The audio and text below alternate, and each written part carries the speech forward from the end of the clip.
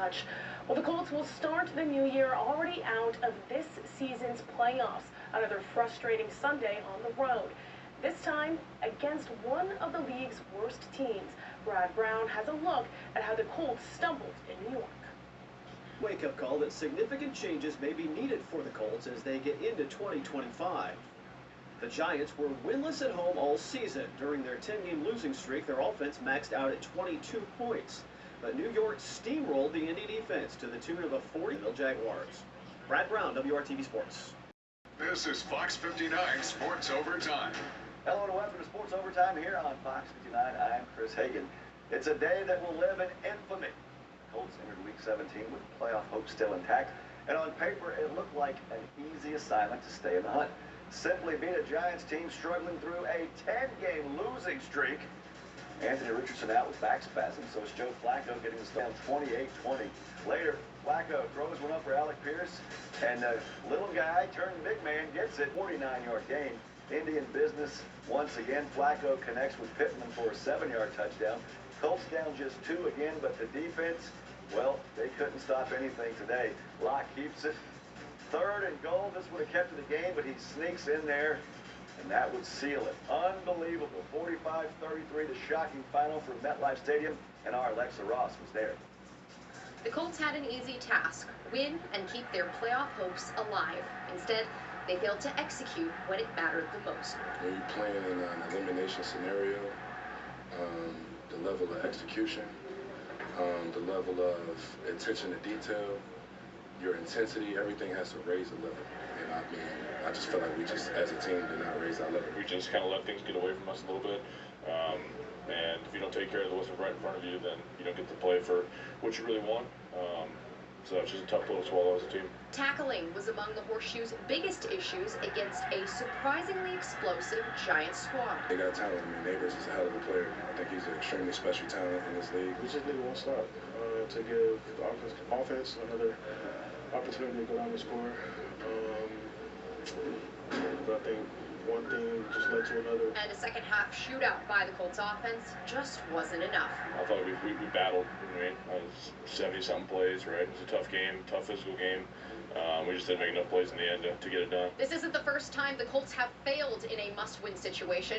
With Sunday's loss here in the Meadowlands, the franchise's playoff drought extends to 4 straight years. You realize how tough it is and how much every game matters. And they usually don't matter until the end, which is why every game matters. It's frustrating, especially when my first year we actually did make it, and I just thought it was like a lot. Like I thought every year, hey, like we're gonna do this, and I quickly have been humbled. It's a tough situation, obviously, when you're out of the playoff hunt. But again, I told me, like, shoot, we got to be professional about it. That's the biggest thing. We got to show up and do our job still with one more play. Reporting in East Rutherford, New Jersey, I'm Alexa Ross.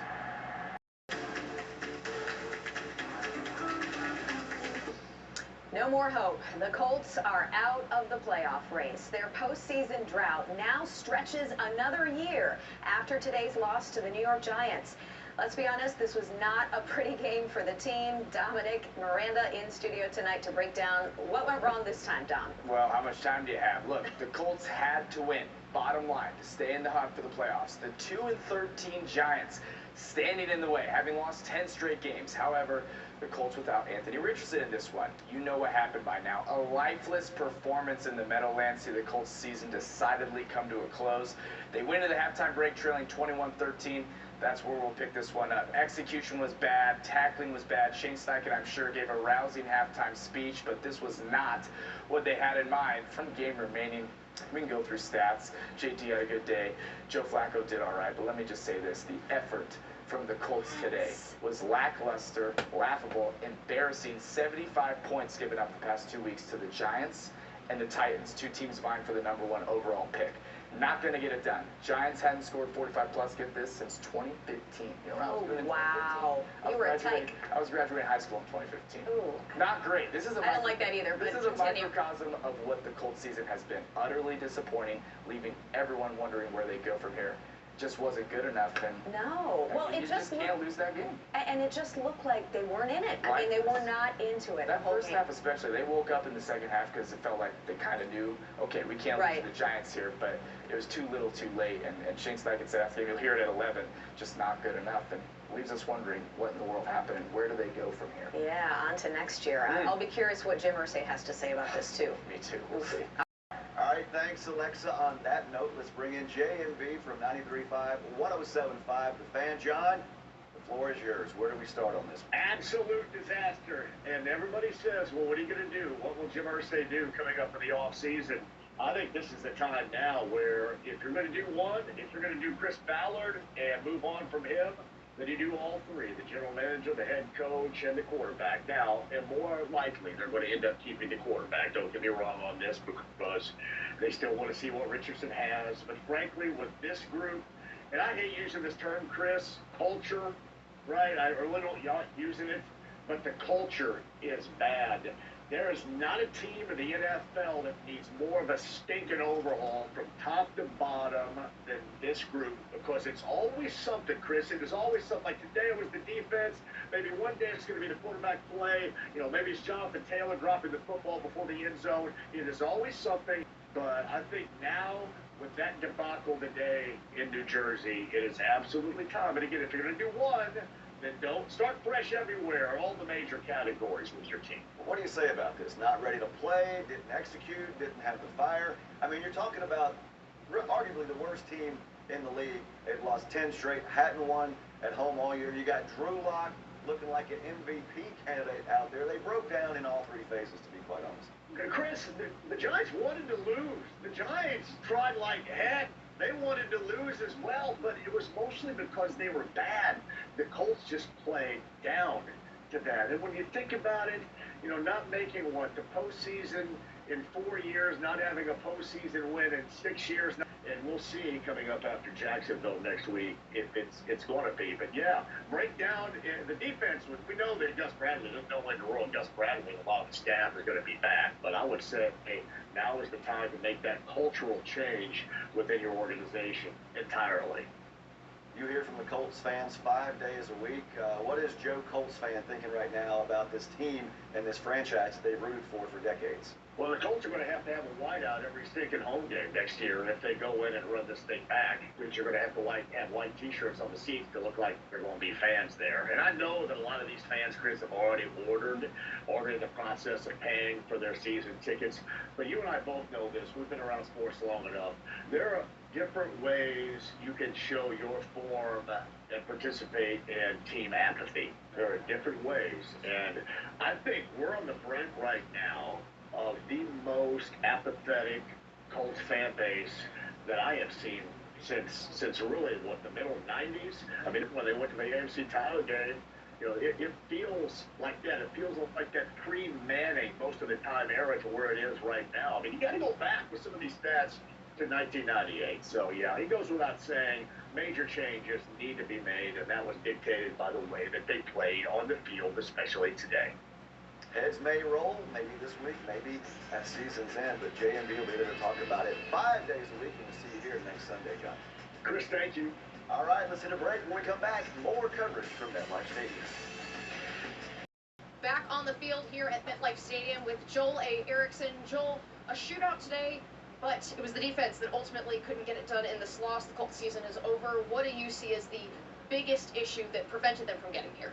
Well, ultimately, in terms of the entire season, it's just an overarching failure from Chris Ballard's lack of attention to the roster in the offseason, to Shane Steichen having some issues with messaging and how they've handled the season, to the problems they've had at quarterback, and then defensive problems that we've kind of forgotten about a little bit, coming home to roost at the worst possible time against the worst offense in the league. This is a team that hadn't scored more than 29 points all season.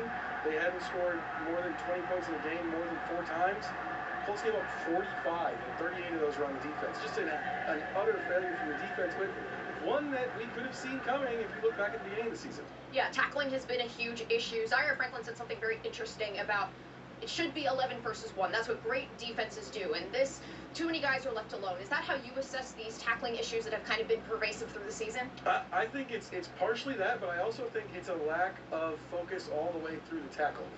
These are when these guys have missed tackles, it's been a lot of trying to deliver the blow with their shoulder and not wrapping up. There was some of that today. Bad angles, not getting into the play at all. And then you've got guys who are playing through injury, like Julian Blackman, whose shoulder is not in a good spot, but they have to play him because they didn't go out and sign anybody or add anybody to that safety position other than what they already had. So that's another thing where it's like, it is what they have on the field, and it's also what they have in the front office, not adding enough so that Julian Blackman doesn't have to be out there tackling with a shoulder that essentially doesn't work. Is this ultimately a failure of the 11 guys on the field, or is it a failure of Gus Bradley and just what he's done all year? I think when it comes to the defense, I think it's everyone. Bradley is going to be the center piece, but on top of that, you know, Chris Ballard said last year, we're bringing him back because I didn't give him enough in the secondary. He didn't do anything in the secondary. He didn't really do anything outside of a draft pick to help him. And then you have players who are underperforming on top of that. The pass rush is underperformed. The linebackers underperformed, especially as tacklers. And the secondary, I think, kind of played to what you would have expected. But that, again, goes back to what Chris Ballard did not do in terms of adding players to it. Putting up points certainly wasn't the issue. There were a little red zone mishaps, but ultimately it just feels like they couldn't put together, you know, there just wasn't enough time. There weren't enough plays on the field. Is that how you would assess the offense? Yeah, if you score 33 points against a team that hasn't scored more than 29 all year, you assume you're going to win. But there were some mishaps from Jonathan Taylor. It's kind of weird that this has happened with him in Denver and now in this game, because in the past he's had these 200-yard games and clinchers. Issues there, Joe Flacco, a couple of interceptions, but again, with the offense, the more you look at it, you score 33 points against this Giants team, you should win going away. Excellent. Joel A. Erickson of the Indy Star. Check out his work, everything he has to say about this team today and in the future, because of course there is still one more to play against the Jacksonville Jaguars. Chris, send it back to you. Pacers lost big Friday night in Boston, but didn't have Andrew Nembhard in the lineup. He was back today for the rematch, played a huge role. Drives for the off-balance shot plus the foul. Blue and gold held the lead, but in the fourth, Celtics are within reach. Indiana needs a bucket, and they get one from Tyrese Halliburton. Team high 31 from their all-star guard. And that kick starts a 13-0 run, highlighted by the Miles Turner rebound and follow slam. Pacers get a little revenge, 123-114. In college hoops, Indiana and Purdue playing their last non-conference games before getting exclusively into Big Ten action after the new year. We'll start with IU, Mike Woods' Hoosiers, hosting Winthrop. Inside Assembly Hall, first half, Miles Rice throws the ball up to the rim, and Bryson Tucker is there to finish with the alley-oop. 9 points for Tucker off the bench. Rice had the hot hand today. Watch him as he pulls up and knocks down the jumper. Two of his team high 18. Indiana led by just 3 at the half, however. But the Hoosiers got cold from behind the arc. 1 for 20 today. Fortunately here, Trey Galloway's foul is good. Winthrop would pull within 1 point, but IU held him off. Malik Renew will power his way up and in, 2 plus the contact. IU wins it 77-68. The positive behind tonight's game is that when they cut the lead to 1, we didn't fold. We made the plays that we had to make. We went on a 7-0 run, and those are the things that I look at. To West Lafayette, Purdue hosting Toledo. Rockets fly out to an early lead, but then the Boilers go inside to trade Kaufman. Throws it down for the two-handed rim rocker. Ties the game at 10. The Golden Black men start to connect from downtown, in particular Braden Smith. Good from beyond the arc. He had 17 points in the first half alone, and he was just getting warmed up. Later, Fletcher Lawyer getting in on the act. 6 first-half threes power Purdue to an 11-point lead at the break. Then in the second half, they will continue relying on their all-Big Ten point guard, Smith. Pours in 34 points along with 12 assists. The Boilers pull away and win big, 83-64. We haven't won a road game, so I'm where we're, I like where we are if we win our next game. And, we have to get some people on our team, really collectively, everybody in our team, to do a better job and be more physical. And we got too many people with their feet nailed to the ground. You got to hit somebody, then you got to go get the basketball and just be around the ball. You got to hit somebody. Hey,